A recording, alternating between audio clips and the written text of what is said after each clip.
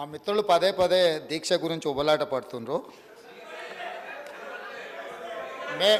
మేము ఎప్పుడు కూడా చావు నోట్లో తలబెట్టి తెలంగాణ సాధించినమని మేము ఎప్పుడు చెప్పుకోలే. 24 గంటలు తిరగకంటే ముందే నిమ్మకాయ రసం దాగి మేము నిమ్స్ హాస్పిటల్లో ఎక్కించుకొని మేము ఎప్పుడు దీక్షలు చేసి చావు నోట్లో తలబెట్టినమని అబద్ధాలు చెప్పలే. రెండవది, 100 రూపాయలు పెట్టి పెట్రోల్ కొనుక్కున్నాం కానీ 10 పైసలు పెట్టి అగ్గిపెట్టె కొనుక్కోక డ్రామా చేయడం ద్వారా శ్రీకాంతాచార్యని, ఓ ఈశాన్ రెడ్డిని, ఓ యాదయ్యను మేము బలి కొనలే. మేము ఎవరి శవాల ప్రాతిపదికనో ఎవరి ప్రాణాల ప్రాతిపదికనో మేము అధికారంలోకి రావాలని కోరుకోలేదు. కోల్పోయిన అధికారాన్ని మళ్ళీ ఇతర ప్రాణాలను బలిచ్చి కుర్చీలో కూర్చోవాలని అనుకోవడం లేదు.